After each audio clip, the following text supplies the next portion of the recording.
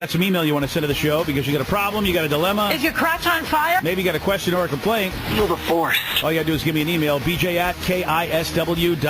Brothers should pull up their pants. That's what I'm talking about. And if you go to KISW.com, that also is where you can get us on Facebook, Twitter, and you can download our brand new app for the iPhone, iPod, Touch, or iPad. That's right. Get the rock right on your Apple device. Just go to KISW.com. Well, that's my point. And it is F Friday. You're done working, especially if you've already put in 40, 50 hours. You go to work, but you just sit there and you stop contributing to the productivity in your workplace. Want to think about where you're going tonight? By the way, I suggest you go check out Jim Norton. Yeah. We'll be there. Showbox at the Market. 2 shows. Go to Ticketmaster.com. Get those tickets for tonight. I'm still a dirty whore. Yes, she is. That's right. Also think about what you want to drink, how you want to get some action. Oh, yeah. Get off me, dude! That's what you should be contemplating on Friday. Just how am I going to get to the Jim Norton show? That should be the only problem you have to think about at the workplace. How do I get there? Yeah, ride a fat girl. That's what I suggest. You already have Ride the Duck, so now we need a new one. Yeah, just hop on her back and whip her. Ride the whale. Now, here's the thing. We haven't done a listener party in a long time, and the cool thing that Jim does, which I like, is after his show, between shows, after the show, Jim hangs out. He does some autograph signing. He hangs out with people, and we're going to be hanging with him as well. So if you haven't seen us for a while, you want a chance to come, rap a little bit after the first show, we'll be hanging out there doing that. So that'll be some fun business. Check it out. Go to Ticketmaster.com. So we'd like to see you as well, because we haven't seen a lot of you guys in a while either. So it's a great opportunity to see Jim. Great comedy. Double R is opening up the show. And you can go to Ticketmaster.com to get all the information about the big show, or just buy them at the door if you decide at the last minute, hey, I'm going to do this tonight. Go to the Showbox at the Market. All right, Jim, before we get into your girlfriend, as it were. Yes. But I did want to, because I did see you tweet out that you have an iPhone app, and it sounds awesome, but I want to make sure I understand it, because I thought it was like the greatest idea ever. It's honestly only it's just ways to keep in touch, just to kind of keep up with my nonsense and my non-moving career.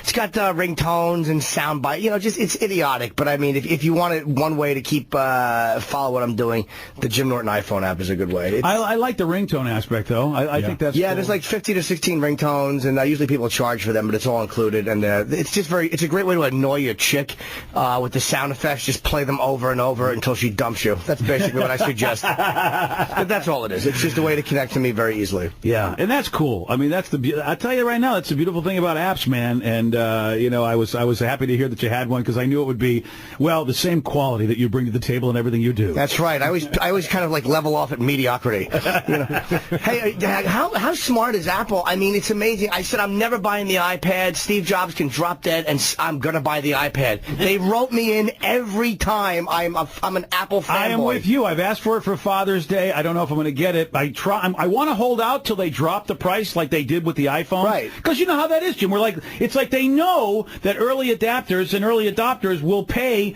almost double the price for something that the rest of us, if we wait, will get for half, and yet they don't care. Apple knows that those people don't care that they're being overcharged, and you know what? You and I are like, I don't care. I do want to get it now too. And they'll put a camera on it. They'll do all. This is how smart they are. They released one version, was Wi-Fi only. A month later, they had 3G. They knew people would buy it twice. Now that you go to the Apple store, you can't get one with Wi-Fi and 3G. You can only buy the Wi-Fi ones that they have left over from the beginning. We're all out of them. They're hoping to get people just to buy them. Wow. They're really a smart company. I hate them. Well, we just read that they just they beat out Microsoft right now as far as stock value. How much money they're making? They're making a few billion dollars more now than Microsoft, Windows which is a big deal. Windows just stinks. I was Windows my whole life, and for as long as I've had a computer, and then I just went to Mac, and I can't do Windows again. But there's certain things that are not compatible with Mac. That's annoying. Right. That's really annoying. That's very annoying. I bought a printer, and I just couldn't hook it up to my network because the printer company said, "Oh, we're not going to make any drivers for that. You'll have to figure it out." And so the hoops that the one thing about Windows and PC is that at least it's compatible with everything. Yep. At some point, if Mac catches up to the compatibility level, then maybe it's something. Plus, I guess if you're a gamer, I hear that still PCs are a lot better for gaming than the Macs are. Yeah, I don't do that at all. It's basically there's no flash. There's a lot of the websites you can't look at on your iPhone, which is annoying. But whatever. I'll take it. I swore I would never get one. AT&T is just the worst. I don't know how you guys deal with them out here. They might be better, but in New York, they're they're horrendous, and in L.A. they're horrendous for the iPhone. It was the worst company they could have went with. Well, what I heard though is that the drop-off that AT&T has was because they just couldn't handle the amount of phones. Right. They had no idea the amount of phones that would be bought through theirs. It's almost like we want to be successful, but we have a vision to be that successful. Right. It's really interesting to see how companies work. They want to be big, but they never prepare to be big sometimes.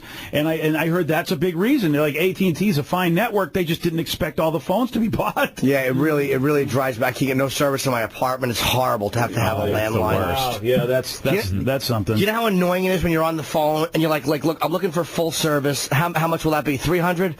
Hello? Do you have any idea how hard it is? Looking for full service. When you're negotiating.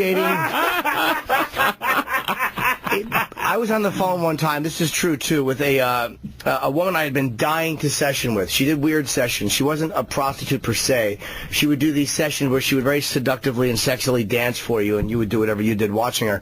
And she was so sexy, and I could never get a hold of her. And I finally got her, and she called me, and as we're in the middle of the conversation, the call dropped. And I really wanted to throw my phone out the window. I'm like, why am I dealing with this? I finally got this girl, and I did actually see her. She was awful. After all that, she was awful. She was awful. She was like 40, and she did a horribly unseductive dance. It was terrible. Oh, man. It was like watching Ratso Rizzo dance with John Voight and Midnight Cowboy. Remember when they're trying to stay with Florida? Orange juice, that awkward dance they did. Oh, man. I got to tell you, Jim, what I love about you. Again, don't forget, Jim Norton, Showbox at the Market. Tonight's the only time you can see him. 2 shows, Ticketmaster.com. We're all going to be there. Double R is also opening up doing comedy. We're going to be hanging out with Jim after the show for like a meet and greet kind of a thing, too. So, I mean, this is a great value, really. And Jim puts on an amazing show. Thank you. Really, really does. And not only, and in politically correct Seattle, when you're so tired of having to do the right thing, say the right thing, make sure you don't offend anybody, it is so awesome to go to a show where one human being basically decides the world needs to be devastated in the Jim Norton fashion. It's so odd how comedians to be like. I understand people being politically correct in the office. You have to be. They're going to fire you. There's certain social rules you have to follow. You can't be a maverick if you're a lawyer and start saying whatever you want to say because you have a job and parameters, you're going to get fired. But when comedians who are PC, I just don't comprehend. I don't comprehend how any comic can say that's your job, is to find these horrible things and these frustrating language things and attack them. I don't comprehend comedians that don't do that. But I will tell you this, though, Jim. You go down roads in your books as well in your comedy. You go down roads that no human being would... I mean, these are dark admissions that no human being would want anybody to know, and you're making a living off telling everybody. And you don't care how people think about you, and you're also a good dude. It's like my brain explodes thinking about how you can exist being what you are. Thank you. Yeah, I think people feel like I'm being honest, and I'm not talking about anything that's so crazy that they don't... A lot of people relate to it, but just don't want to admit it, and even the ones that don't relate to it can at least relate to the secret nature of it, or they can relate to the self-hate that comes from it, or whatever it is. There's always something people can grab onto, just as long as you're being truthful with people that usually respond. That is so true because, and I've said this to everybody, because, people know you peripherally, and it's like, I've spent some time with Jim, I know him, and it's like, I go, the guy's a good dude because of his authenticity. You don't put on airs. You feel miserable about a lot of things, but at the same time you go, well, this is what I like doing. I know it's a miserable, disgusting act, but you know what? I really want to pay for this, and I want to bring it into my apartment. I tell you, there's so many things I loved paying for. It's really weird. Like, I love the idea of paying for sex because there's something so... You cut off all responsibility. You have no responsibility to that person whatsoever. Once you hand the money, the responsibility ends. So this is the whole thing about prostitution. Here's the high. The knock at the door. That's the high of picking up prostitutes. It's that knock at the door. Wow. What is she going to look like? And then they'll call up for my bill and they would say, okay, so-and-so, see what her fake name she gives. Crystal is here. We both know her real name is not Crystal, it's Frank, and she has a wig.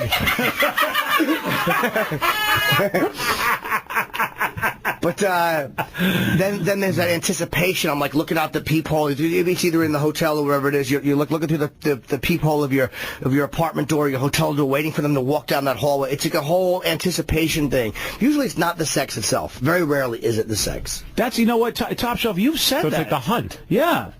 Big part of it is, true. big part. Yeah, that's a very interesting topic because you've said that now. Well, let's clear it up for Toppy. It wasn't prostitutes. No, for but him. just girls in general. It was the internet finding the girls online. Sure. But it's interesting. Any guy like myself, since I've never done that. I mean, I've lived the opposite life. I've had very few women at all in my life, and so I got married young. So I've always thought, geez, I've sort of been the vicarious enjoyer.